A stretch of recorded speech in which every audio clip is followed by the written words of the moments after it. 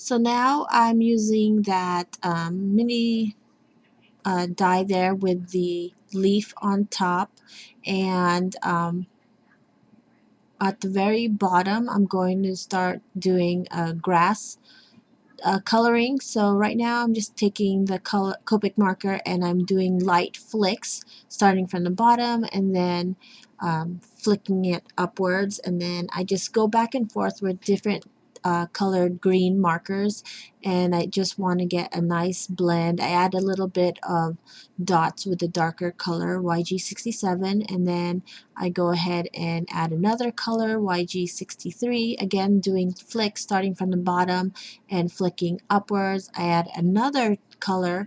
I don't add too much of the G14, but I just wanted to add a different type of green, and then I go over it again with YG67 just to add a little bit more darkness to it. So that is how I did the grass. Now I'm getting the tree die, and I cut it out of white cardstock because I wanted to match the color of the branches with my sloth and the other brown colors that I use.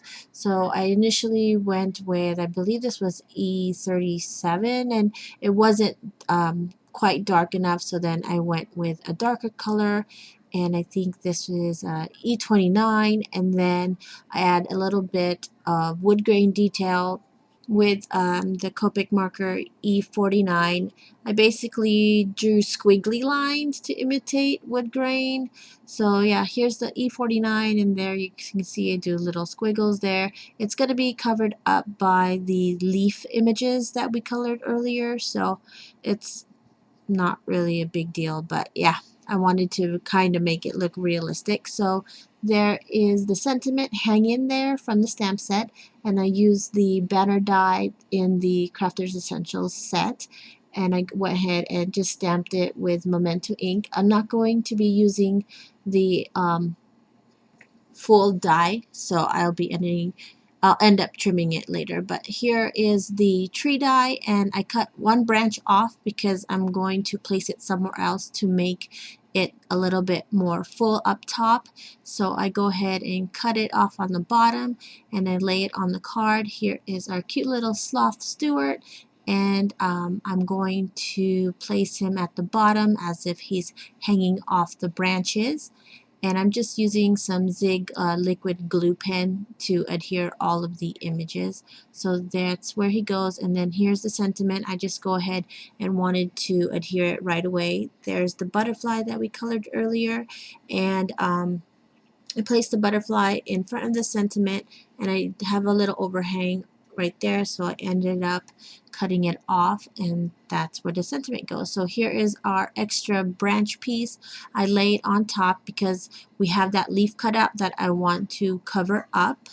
So I place it at the top right there, trying to cover most of the lines, and then I go ahead and start adding the leaves that I colored, and I just start placing them all around. Eventually I'll work my way up to the top to cover those die cut lines, and then there is the flower, and then I just try to strategically place the leaves to make it look like a full tree. And there you see I tuck it in some of the branches, and I just basically get all the leaf images. I think I end up using all of them but one because I didn't really need to put it anywhere else. And then yeah, so just start placing the leaves all over the tree, and then pretty much the colored images are done on the card.